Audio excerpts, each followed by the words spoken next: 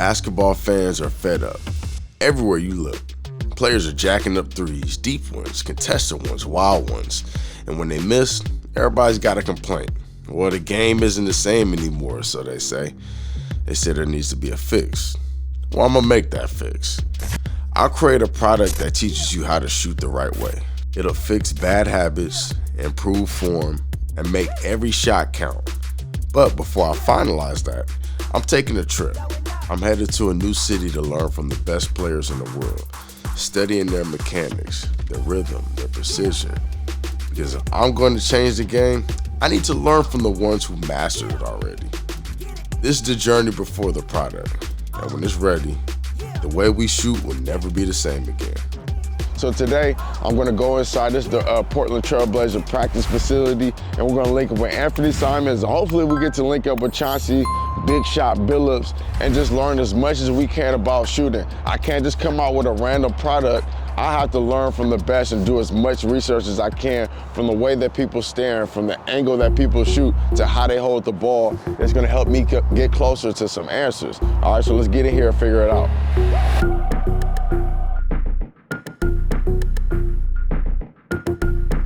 When it comes to shooters, Anfernee Simons kind of stands out. He's been knocking down shots at a high level since he was young, and his game is built around his ability to score with his jumper. He's not just streaky either, he's pretty consistent and efficient. That's why I chose to study him. If I'm creating a ball that teaches players how to shoot the right way, I need to learn from one of the best. And Simons, he's been doing it for years. Hey, let's start off with the feet. How you stand? I usually try to go like shoulder width. Oh, you 10 toes to the rim? Yeah. Okay, yeah. And, well, I gotta see if I step into it because I usually don't be knowing like that. Right. Sometimes this will be a little bit curved inside. You almost 11. Yeah, closely like that. Okay, you ride shoulder width? Yeah. It's funny because every time I ask somebody this, they'll tell me one thing when it's time to shoot. They'll do something different. Something totally different. So I gotta think about it, like, well, when I step into it, it's a little like this. Okay. So off top, I'm looking at a little bit wider than shoulder width, barely. All right, and a little bit of a turn right in front of the left. Now let's go into this. Basically what I'm doing is just breaking this down step by step to get closer to some answers, because everybody does a little something different. But like, you know, is it index, is it middle? Next thing I need to know, okay, how your left hand is. So put your hand on the ball how you shoot it. It's always like, right, it's almost like back. And usually I try to get you got it pretty close. Yeah, it's like right there. Okay. Like that. Nice. Perfect. And then what I'm gonna do is I'm gonna film a couple myself.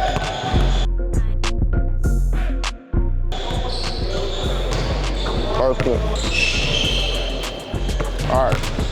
So already your hands are a little bit different because see, you got a vacant panel in there. So basically, what you said is you about right there. Yeah. But what you did is about right there. So I always say it's a panel, and a vacant one right here. That's exactly what you're doing. So where are you putting the ball before you really start going up? In your head. In my head? Yep. On a dribble? No, or anything? This is more, I'm mainly focused on catch and shoot. Usually, you go like, right, as soon as I get close to the head, right here, that's when it's like, sometimes. So around forehead? Yeah. Usually. Because this is so built into you, you don't even like, I'm trying to think about it, because usually sometimes I accidentally hit the ball on my head. That's how I be knowing sometimes. But where are you shooting the ball though? Are you in the mid-range or are you there? Are you 3-point line? It depends. It just depends. Like when you hit the ball. Yeah, when I hit it. Yeah. Sometimes it's like, sometimes I just do it. That's common. Yeah. That's super common. Yeah. Last one. Okay, so the great thing is the ball isn't stopping, but you pretty much like hand the forehead right around here instead of like some people go way up here. But free throws, you don't necessarily need a high release on it, right? So when at first I used to shoot real low. I used to shoot like this, basically. Okay. That used to be my shot. Like to the rim.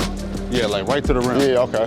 Just because, I mean, I was already, like, nobody really changed my shot. I was like that, and I always shot like a high school three, so I didn't really need the arc. Yeah. But when I got to the league, I moved it up just a little bit, like I was over exaggerating it my third year. Like I would shoot it like that. Right. As time went on, I just started moving down. I go like right in here. between. Yeah, right in between. In between? Right in between.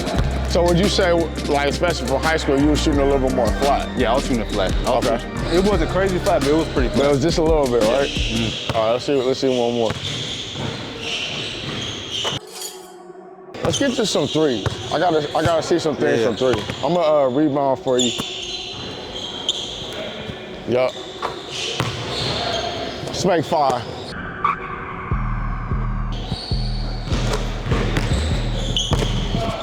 Stop. All right, cool. So now I'm looking at the feet. That's exactly what you said. Yep, right foot in front of the left. So this is like lined up, but the ball's kind of towards the middle. So if you have a center line, you right down the center. You're kind of bringing it up that way, but not much. Okay, and then the further, go back a little bit further, right there. Right there, this is good. Okay, cool. So he did exactly what I thought he was gonna do. The release came just a little bit lower. Yeah. The further back, it's usually gonna it's gonna go lower. Just like kids, like they not strong enough, so they kind of shoot a little bit from down here, you know, from the shoulder. Okay, I like that. Perfect. All right, now let's kind of get into some things. Sometimes I go straight up, depends on if somebody right in front of me, but I always give a natural fade. Okay. A little bit. Like if I go on left, like it's a little bit, like even if it's like subtle, right? Just to give like a little bit extra room. So somebody on the side of me, and I want to pull up right away. Are you leaning back? It's more to the side. Like, okay. So I go like this. Perfect. Shot. 2 of them. I see it. Yeah. But my question, would you do the same thing to the right? Like it just depends on the situation. I'll go. Oh yeah, you do. Yeah, I'll swing that leg a little bit. Well, cause we already lined up going that way. Yeah. That way you gotta, turn. Yeah, you gotta. Okay.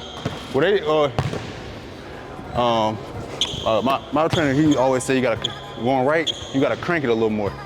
So like when I shoot threes coming right, and I gotta give a little, you gotta. Right. It's like a little crank. That's why I always naturally kick the leg. It's just my motion to get it up. It's a little different from the right, but let's see how you would actually do it. Yeah, the right. Cause it work a little different, right? Yeah, you got it. Like I said, that one you gotta crank it a little more. Right. Okay. It's gonna be a little harder, but you just gotta crank it a little more. So you go. So the good thing about what you're doing is you're turning already. When you stepping back, you're already like said how you do a catch and shoot.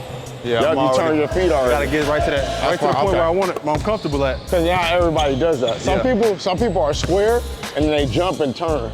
So you already kind of right there anyways. How you would do a catch and shoot. But it's also because, like I feel like, cause my shot is one motion.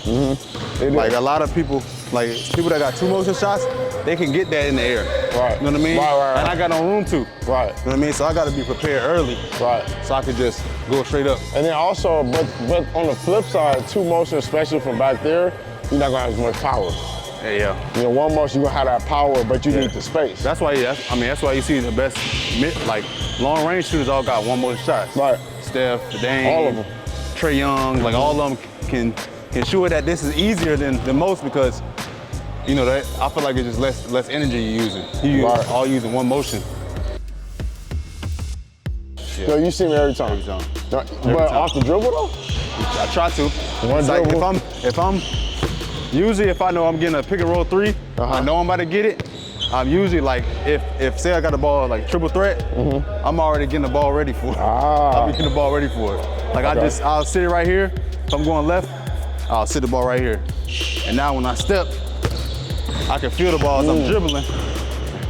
Nah, it goes. That makes sense. So usually like, it's just natural. Like all of a sudden you start finding Let me see what that look like. You shot it with the seams lined up too. Go the other way. I need to see that too. Like it. You heard it from one of the best in the world, Anfernee Simons. Make sure you follow him, make sure you watch him. during all the games. They're actually playing a lot better now, right? And you got, some young up-and-comers, so you never know what's gonna happen in 5 to 10 years with some of these guys, so make sure to stay tuned to the greatness, all right? We'll catch you guys on the next video. Next one, we're gonna talk to Chauncey Billups. They call him the Big Shot. Let's see what he got to say about shooting. All right, see you on the next one. Over the next 2.5 weeks, like 3, 2, 1, boom, game winners. And he was like looking at me like, man, you know what? I apologize.